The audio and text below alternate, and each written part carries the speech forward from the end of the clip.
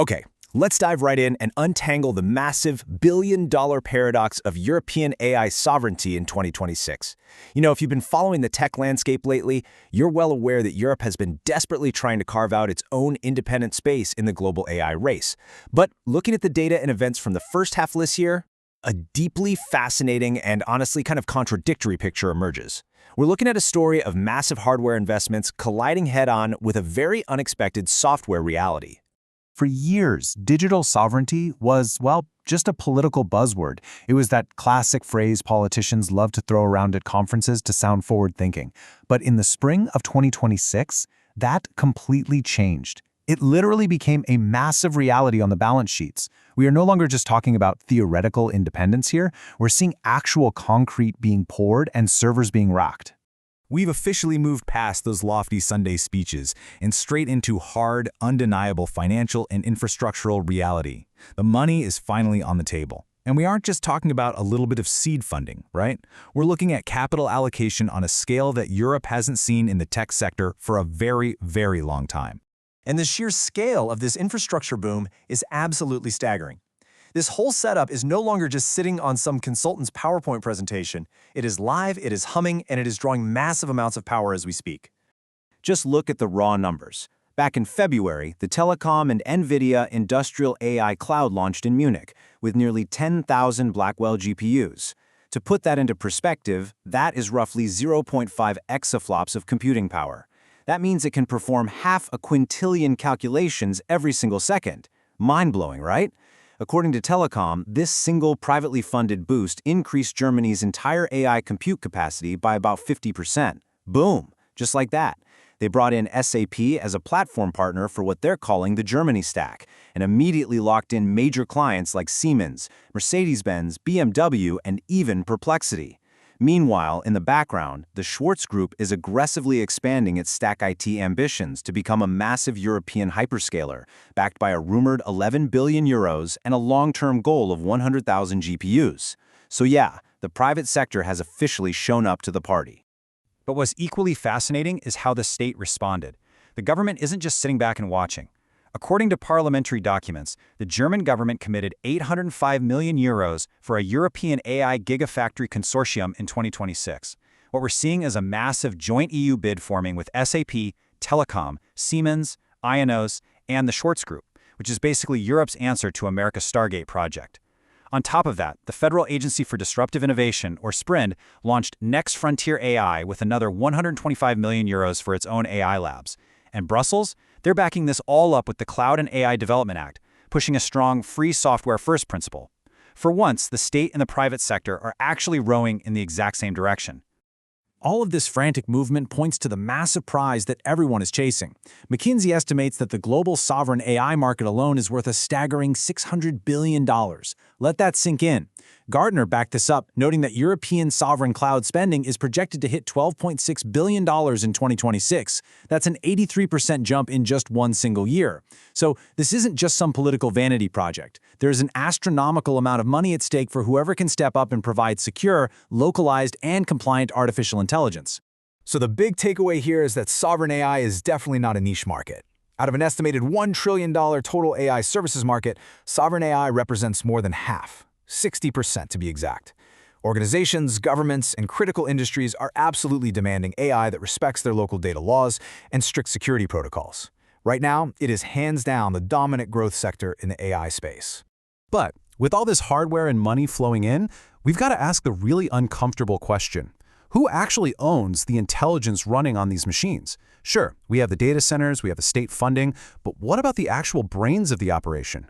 Well, this brings us to the massive irony that hit the market right in the middle of this sovereignty spring. For years, you probably remember, Aleph Alpha was championed as the absolute poster child of German AI independence. They were supposed to be the great European hope to rival OpenAI and Google on a foundational level. But, as we saw, the entire landscape shifted dramatically in a single day. On April 24th, exactly when Europe's infrastructure boom was dominating the headlines, Germany's premier AI champion, Aleph Alpha, announced a massive merger with its Canadian competitor, Cohere. They set up a dual headquarters in Toronto and Heidelberg, creating a combined entity valued at around $20 billion. But here's the real kicker. This merger was heavily funded by German capital.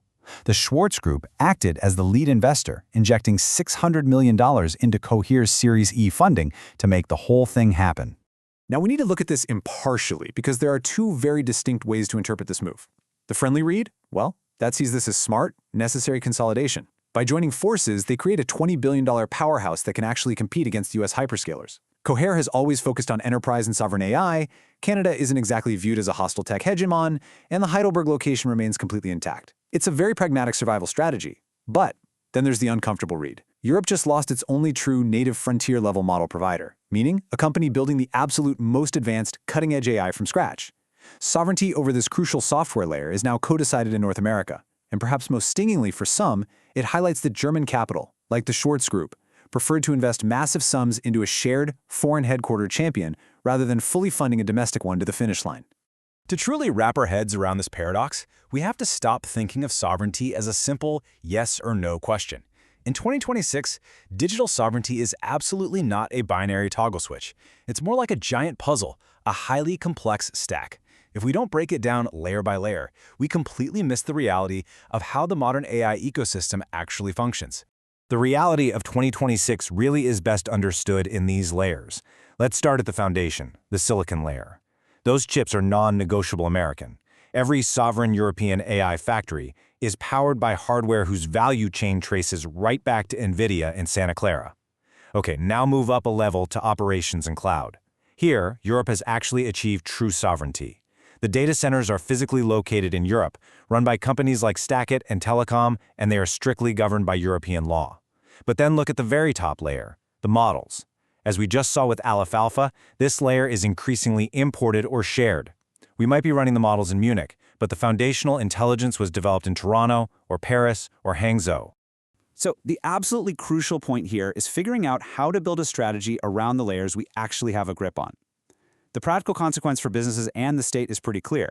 The operational layer, meaning where the data is processed, who has access to it, and what jurisdiction applies, can now be securely bought and paid for locally. The model layer, however, remains an import. This layered reality ties directly into the regulatory landscape, which, let's be honest, is where Europe traditionally flexes its muscles. From a regulatory standpoint, Europe has delivered compliance frameworks right in the nick of time. The EU AI Act's initial bans took effect early in 2025. By February 2026, Germany passed its AI Market Surveillance Act, which created clear, predictable rules for providers. But notice that last point. The strict, high-risk obligations of the EU AI Act were actually postponed to December 2027. Whether that was brilliant design or sheer luck, this delay provided the exact breathing room needed for Europe's new operational infrastructure to go live without being immediately choked by red tape. And we're seeing that the demand for these local operational layers is strictly enforced by the government's own wallet. This isn't just theory anymore. Back in May, Germany's domestic intelligence agency, the BFV, actively chose the French firm Chop's vision over the American giant Palantir. The German armed forces, the Bundeswehr, outright excluded Palantir from its cloud projects. When it comes to sensitive operational data, European states are aggressively putting their money where their sovereignty policies are. As this analysis makes perfectly clear, true strategic independence means accepting our limitations and really maximizing our strengths. To quote directly, those building sovereignty strategies should build them on the layers Europe actually controls. It is honestly a waste of energy to pretend we have total stack independence when the silicon comes from California and the models are co-developed in Canada. The power Europe holds today is in the infrastructure, the physical data centers, and the strict legal frameworks that govern those operations. So I'm going to leave you with this provocative thought to ponder. If we own the building, but we have to rent the brain and we have to import the engine, what does sovereignty really mean for our future? Are we a true independent digital power charting our own destiny? Or have we simply built the world's most secure, highly regulated franchise operation for foreign technology? It's a paradox we're going to be navigating for years to come. Thanks for joining me for this explainer, and keep questioning the layers behind the technology you use every single day.